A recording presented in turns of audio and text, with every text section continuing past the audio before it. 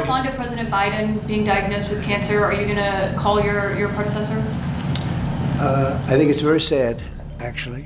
I'm surprised that the public wasn't notified a long time ago, because to get to stage 9, that's a long time. I just had my physical. You saw that. You saw the results of that particular test. I did a very complete physical, including cognitive tests. I'm proud to announce I aced it.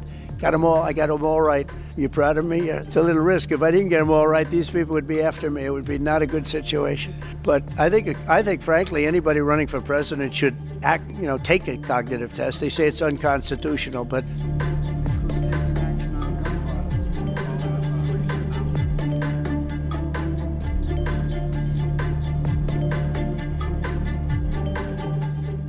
I would be interested to know what his PSA was the last time it was checked. It's sort of hard for me to believe that if he's had a PSA within the past year that was normal. Usually prostate cancer doesn't go full throttle like this too often.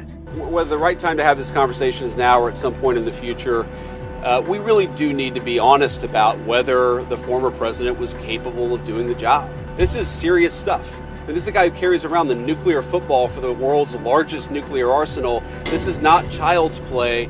It's the same doctor that said that Joe was cognitively fine. He said there was nothing wrong there, and that's being proven to be a sad situation. And the auto pen is becoming a very big deal. You know, the auto pen is becoming a big deal because it seems like that maybe was the president who ever operated the auto pen. In other words, there are things going on that the public wasn't informed.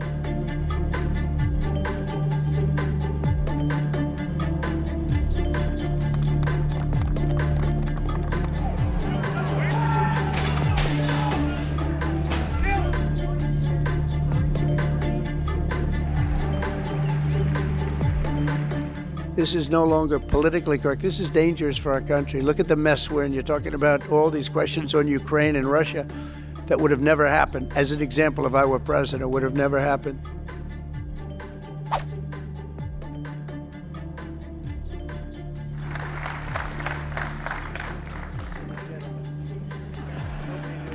If you look at just what I heard, Putin just said they respect your wife a lot. I said, what about me? No, they like Melania better. I don't know if that was good. I'm okay with it. I'm okay. Did you ask President Putin to meet with you? About what? About Ukraine. Yeah, of course I did. I talked to him about it. I said, when are we going to end this, Vladimir? I've known him for a long time now. I said, when are we going to end this bloodshed, this bloodbath? It's a bloodbath.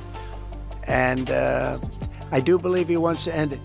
What did you hear that gave you confidence that he does want peace versus buying time? I think he's had enough. This has been a long time. This has been going on for more than 3 years. It's a got very big egos involved, I tell you. Big egos involved. But I think something's going to happen. And if it doesn't, I'd just back away and they're going to have to keep going.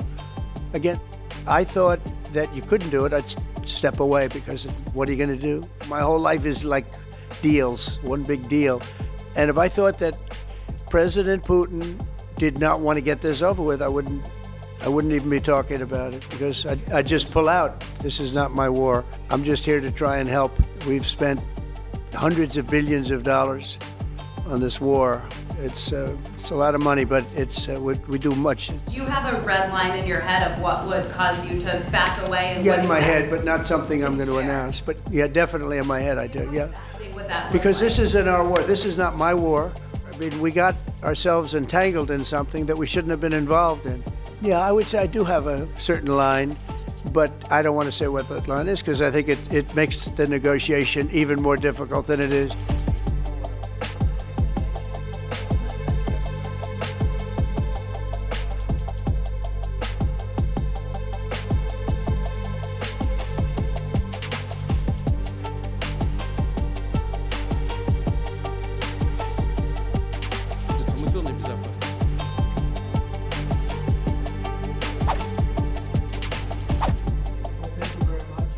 Я попросив його перед його розмовою з Путіним не приймати рішень про Україну без нас. І для нас це принципові речі і дуже важливі. Ну і ми домовилися, що буде у нас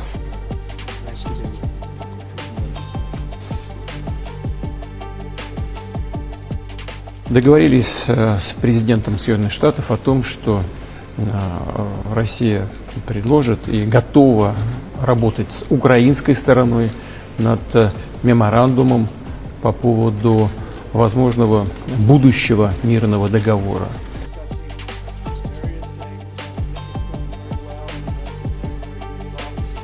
Якщо Росія ставить умови виводити наші війська з нашої ж землі, значить вони не хочуть, щоб було припинення вогню і не хочуть, щоб війна закінчилась. Санкційних кроків, і я дуже його попросив подумати про це і застосувати, якщо Росія не буде підтримувати припинення вогню і не захоче закінчити цю війну. Why haven't you increased the sanctions on Russia yet? Well, because I think there's a chance of getting something done. And if you do that, you can also make it much worse. But there could be a time when that's going to happen. Ukrainians are ready for a ceasefire. They're ready for peace negotiations. In your mind, is Ukraine doing enough to get this peace? I'd rather tell you in about 2 weeks from now, because I can't say yes or no. I think, look, he's a strong person. Zelensky, a strong guy. And he's not the easiest person to deal with.